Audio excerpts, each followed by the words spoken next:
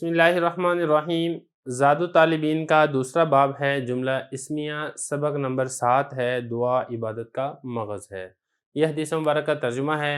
حدیث مبارک کی کیا تشریح ہے، کیا تفصیل ہے، وہ ہم آج کے سبق میں پڑھیں گے۔ لیکن نبی کریم صلی اللہ علیہ وسلم نے ارشاد فرمایا، الدعاء مخ العبادہ، دعا عبادت کا مغز ہے۔ سب سے پہلے آپ لغوی صرفی تحقیق دیکھ لیں، پھر ہم اس کی تشریح کریں گے اور آخر میں ہم انشاءاللہ اس کی ترکیب کریں گے۔ تو لغوی صرفی تحقیق میں سب سے پہلے ہے الدعاء۔ الدعاء یہ مصدر ہے، دعا یدعو دعاء و دعوہ، مطلب اس کا ہوتا ہے پکارنا، باب اس کا ہے ناصرہ، پکارنا، مدد طلب کرنا، یہ اس لفظ کا معنی ہے۔ اللہ تعالیٰ بھی اسی سے ارشاد فرماتے ہیں، انک سمیع الدعاء، اللہ تعالیٰ تمہاری پکار کو سننے والے ہیں۔ تو یہ لفظ دعا کا قرآن مجید میں بھی استعمال کیا گیا ہے۔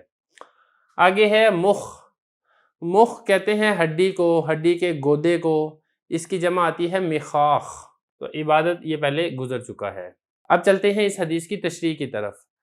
دیکھیں، تمام تر عبادات جو اللہ تعالیٰ نے انسان کے اوپر لازم اور ضروری قرار دی ہیں، وہ اس لیے ہیں کہ انسان اللہ تعالیٰ کی عبودیت اختیار کر کے ایک تو اس کے اندر عاجزی آئے، اور دوسرا وہ اللہ تعالیٰ کے قریب سے قریب ترین ہوتا چلا جائے، اور دعا میں یہ چیز کامل درجے سے حاصل ہوتی ہے۔ اسی لیے فرمایا گیا کہ دعا عبادت کا مغز ہے۔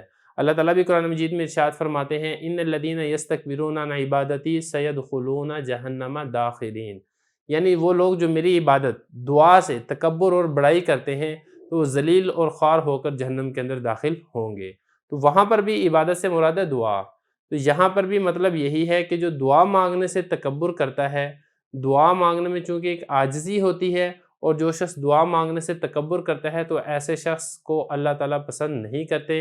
نبی کریم صلی اللہ علیہ وسلم نے بھی یہی ارشاد فرمایا ہے۔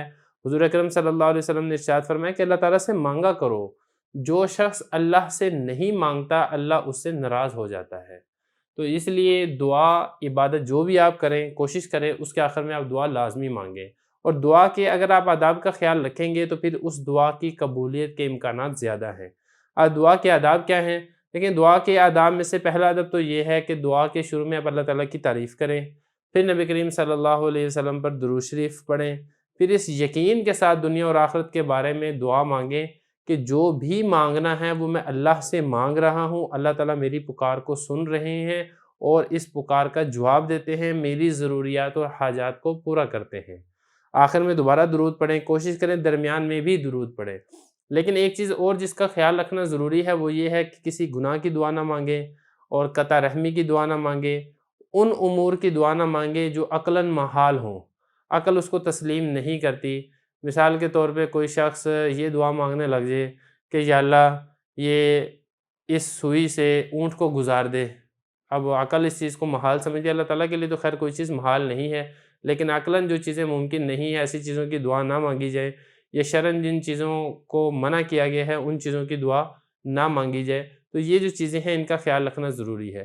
پھر اسی طرح دعا کے آداب میں سے یہ بھی ہے کہ حرام مال سے بچے، حرام غذا سے بچے۔ اگر کسی شخص کا کھانا پینا حلال نہیں ہے، حرام ہے، تو ایسے شخص کی دعائیں بھی قبول نہیں ہوتی ہیں۔ نبی کریم صلی اللہ علیہ وسلم کا ارشاد ہے، مسافر پراگندہ حال، پریشان حال اللہ تعالیٰ سے دعا کرتا ہے، لیکن اس کا کھانا، اس کا لباس، اس کا تمام مال حرام ہوتا ہے، تو کیسے اس کی دعا قبول ہوگی؟ تو اس لیے ان آداب کا خیال اور لحاظ رکھ کے دعا مانگیں، یقین کے ساتھ دعا مانگیں، اللہ تعالیٰ آپ کی دعاؤں کو قبول کرے گا، اور اس دعاؤں کی برکت سے آپ کی عبادات یہ بھی مقبول ہوں گی۔ تو یہ تو ہوگی اس حدیث کی تشریح۔ اب اس کے بعد آگے چلتے ہیں اس کی ترکیب کی طرف۔ ترکیب اس کی بہت آسان ہے، الدعاء یہ بنے گا مبتدا، کیونکہ آپ نے یہ خیال رکھنا ہے کہ ساری جملہ اسمیہ ہیں۔ اس پورے باب میں وہ حدیثیں آئیں گی جن کا آغاز اسم کے ساتھ ہو رہا ہے اور وہ جملہ اسمیہ بن رہی ہیں۔ تو الدعاء یہ مبتدا ہے، مخ مضاف اور العبادہ مضاف الیہ، مضاف اپنے مضاف الیہ سے مل کر یہ بنے گا اس مبتدا کی خبر، مبتدا اپنی خبر سے مل کر جملہ اسمیہ خبریہ ہوگا۔